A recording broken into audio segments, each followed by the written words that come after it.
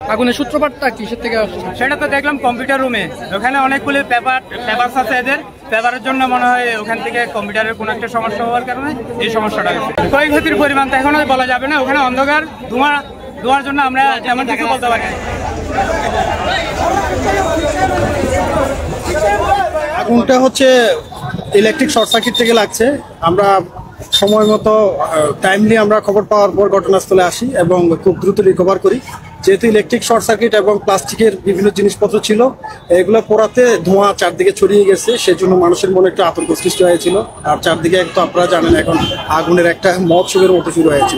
তো যাই হোক, আল্লাহর রহমতে আমরা খুব তাড়াতাড়ি এসে ঘটনাটা রিকভার করতে পেরেছি। এখন সবকিছু নর্মালি আছে, শুধু ভেতরে কিছু একটু ধোঁয়া আছে, ধোঁয়াগুলো বের হয়ে গেলে সবকিছু ঠিক হয়ে গেছে।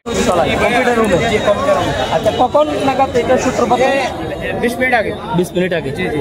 এটা ফায়ার সার্ভিস কি আমরা খবর দিতে বা আপনারা কেমনে দিলেন সেটা আমি সেও জানি না, ফায়ার সার্ভিস বলতে পারবে। আমি এই মাত্র মানে খবর পাওয়ার পরে আমি দৌড়ে এসে দেখতেছি মানে এই অবস্থা, ওনাদের সাথে আমি এখন পর্যন্ত সর্বশেষ অবস্থা কি? এখন আল্লাহর রহমতে আগুন কোনো নাই, এখন আগুন ধোঁয়াটা আছে, ধোঁয়াটা বের হয়ে গেলে আগুনটা মানে সবকিছু নিরাপদ থাকবে। কেমন ক্ষয়ক্ষতি হয়েছে? ক্ষয়ক্ষতির পরিমাণ তো এখনো বলা যাবে না, ওখানে অন্ধকার ধোঁয়ার জন্য আমরা তেমন কিছু বলতে পারি না। আপনি ইউনিভার্সিটির কোন দায়িত্বে আছেন? আমি কোনো ইউনিভার্সিটি, আমি হলো সাধারণ জনগণ। আমি যার শুধু ফায়ার ট্রেনিং আছে আমার, সেক্ষেত্রে আমি তাদেরকে হেল্প করছি। কতক্ষণ ধরে এটা ধোঁয়া? এই প্রায় ধরেন না 20 মিনিট মতো হচ্ছে আর কি। 20 মিনিট ধরে আপনারা ফায়ার সার্ভিস খবর দিয়েছেন? Fire service? জি জি জি জি। এখন তো অনেকটা কমে গেছে না? জি, কমে গেছে। এটা কোনো একটা কম্পিউটার হয়তো সার্কিট ব্রেকারের সাথে কোনো সমস্যা হয়েছে।